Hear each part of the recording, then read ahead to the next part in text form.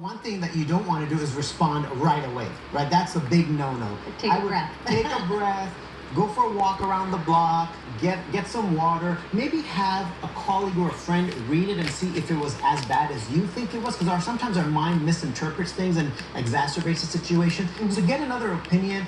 Wait as long as you possibly can. Maybe even just pick up the phone and say, hey, I just wanted some clarity on your email. Because emails can be misunderstood in so many ways. So getting a person on the phone, say, I'm not sure I understood this. Could you perhaps explain? Maybe we can get together for a little coffee and then you can explain it to me. That just sort of gets rid of a lot of tension and prevents things from getting worse, right? Through de-escalating. Yeah, just de-escalating the whole problem. And then listening, it's so important to listen, right? A lot of times we listen to respond and you say something different. We have to listen to understand and not to respond. That means we're giving the person our full focus and our full attention. Because it's very natural for our mind to start coming up with that response. And what happens in our mind is when we're starting to formulate a response, we no longer are able to hear.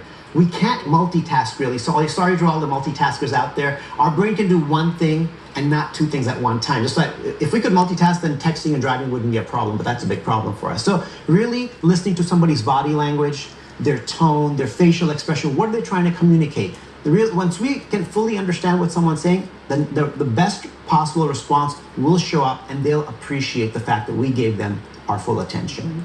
In the book, you talk about the secret communication formula. What is that? Well, we were born with 2 ears and a mouth, and sometimes we forget that. Sometimes we engage in a way like we have 2 mouths and 1 ear, right? And the interesting thing is our ears always remain open, naturally. But our mouth is naturally closed. And I think someone is trying to tell us something, right? Like if they're open, that means we need to be listening so much more. And the more we listen, right, the better. Not listening properly is one big way that relationships break apart, because we haven't understood, and I'm communicating my point of view, you're communicating your point of view, no one's understanding anyone else. That means we're not listening, we're just talking. We have 1 minute left. Let's talk about being less judgmental. Yeah. Well, you know, when we walk down the street, we see people, we judge people based on their looks, the way they're eating, the way they're dressing. We judge so quickly.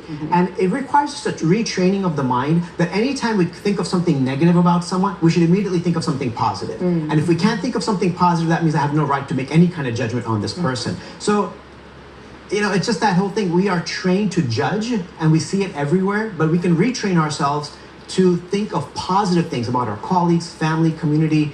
Give people the benefit of the doubt. Yeah. I was saying earlier today, I saw a lady going through the trash on the way here, and you have a tendency to whatever judgment comes up, right? And instead of judging, I just tried to like pray for her, right? And realize that anything we complain about is first world problems. Exactly. Right? Yeah, to look at it that way. That's a great approach. Your book is great. I've read it. I appreciate you being here. We appreciate you being here. Thank you so much. It was a pleasure to be here. Thank you. We listened. Did we listen okay? Yes. Yeah. Do we